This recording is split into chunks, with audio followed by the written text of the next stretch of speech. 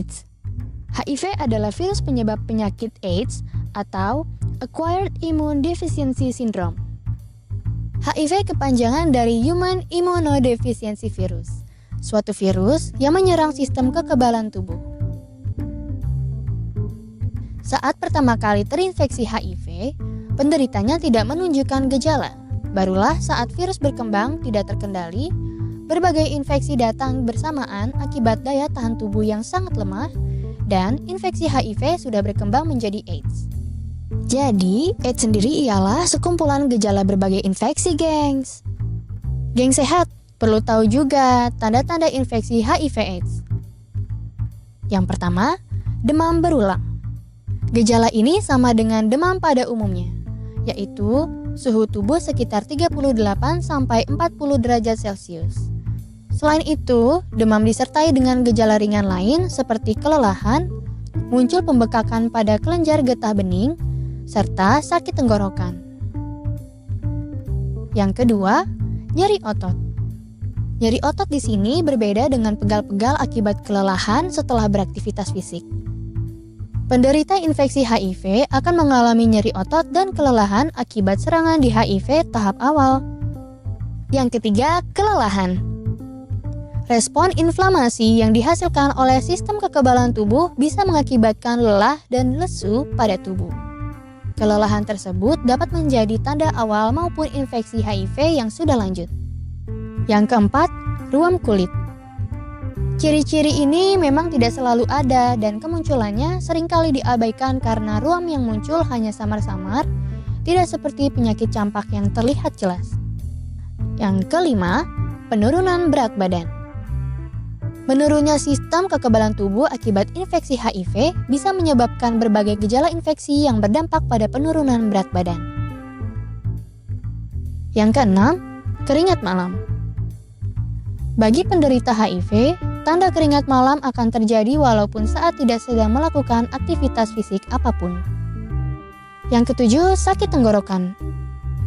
Rasa sakit pada tenggorokan yang muncul sama seperti ketika terkena radang tenggorokan pada umumnya.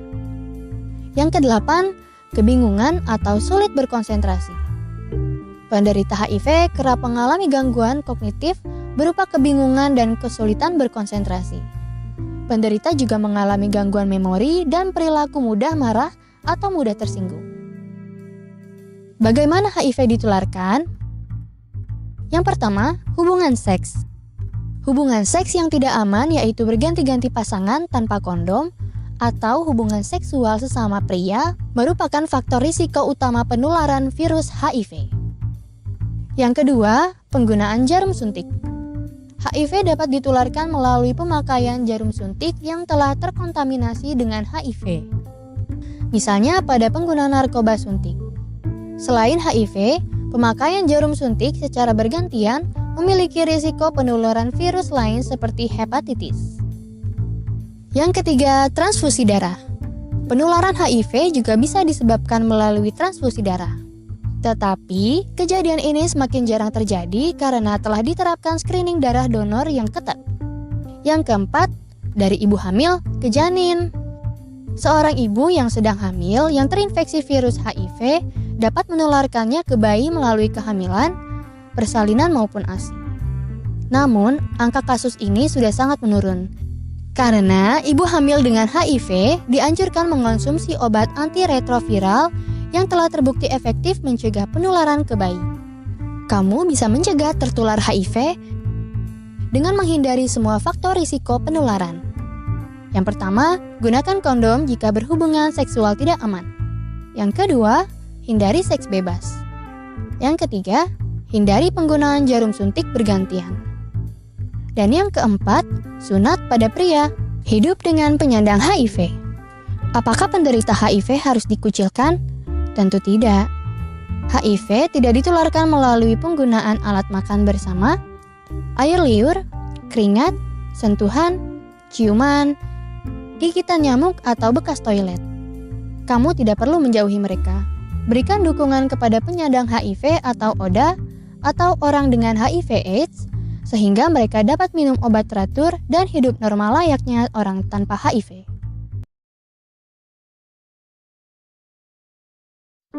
Infeksi menular seksual atau IMS adalah penyakit yang penularannya melalui hubungan seksual seperti kencing nanah, raja singa, kutil kelamin, mempunyai resiko yang besar untuk bisa menyebabkan HIV, kanker mulut rahim, kemandulan, bahkan kematian.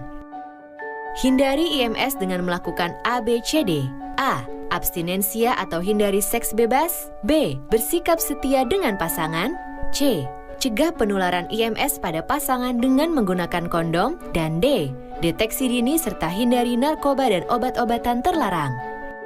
Apabila ada gejala IMS, jangan malu dan berdiam diri. Jangan melakukan pengobatan sendiri, segera periksakan ke puskesmas dan rumah sakit terdekat untuk mendapatkan pengobatan yang tepat dan benar. Ayo hidup sehat dengan menjaga kesehatan reproduksi Anda. Anda sehat, keluarga bahagia.